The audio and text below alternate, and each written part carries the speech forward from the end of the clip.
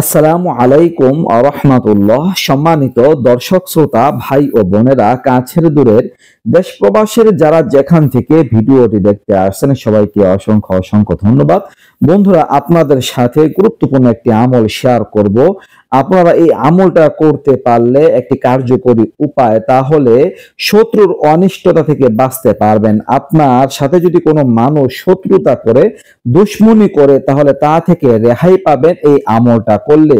শত্রু আপনার কোনো ক্ষতি করতে পারবে না, আপনি টেনশন মুক্ত থাকতে পারবেন ইনশাআল্লাহ।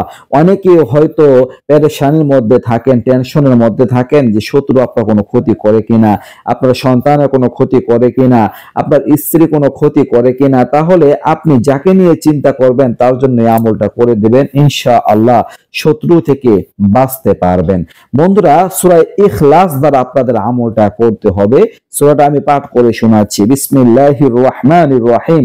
কুল হুয়াল্লাহু আহাদ আল্লাহুস সামাদ লাম ইয়ালিদ ওয়া লাম ইউলাদ ওয়া লাম ইয়াকুল লাহু কুফুয়ান আহাদ। এই হচ্ছে সূরা ইখলাস। সূরা ইখলাস আপনাদের একটা খরগোশের চামড়ার টুকরার উপর লিখতে হবে। খরগোশের শুকনা চামড়া নিতে হবে, এই এক টুকরো টুকরো, সেখানে এই সূরা ইখলাসটা লিখে ওই চামড়াটা নিজের সাথে রাখতে হবে, এই খরগোশের চামড়া ব্যবস্থা করে।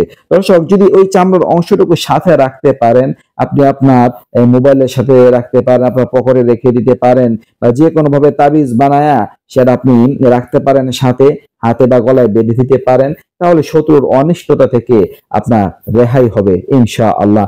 দর্শক, খুবই কার্যকরী একটি আমল। আর সাথে সাথে আপনারা এইটা করলেও পারেন যে খরগোশের একটা চামড়ার মধ্যে সূরা ইখলাস লিখে যদি ঘরের মধ্যে রেখে দেন, তাহলে বিপদ আপদ থেকে, বালা মুসিবত থেকে, চুরি ডাকাতি থেকে আপনার ঘরের আসবাবপত্র হেফাজতে থাকবে। খুবই কার্যকরী একটি উপায় আপনাদের আমি বলে দিলাম। তো আপনারা যারা চান আমলটা করতে পারেন। আল্লাহ তাআলা আমাদের সবাইকে উপকৃত হওয়ার তৌফিক দান করুন, আমিন। এই ছিল আলোচনা। নিত্য নতুন আরো ভিডিও পেতে সবাই পাশে থাকবেন। এই পর্যন্ত আসসালামু আলাইকুম ওয়া রাহমাতুল্লাহ।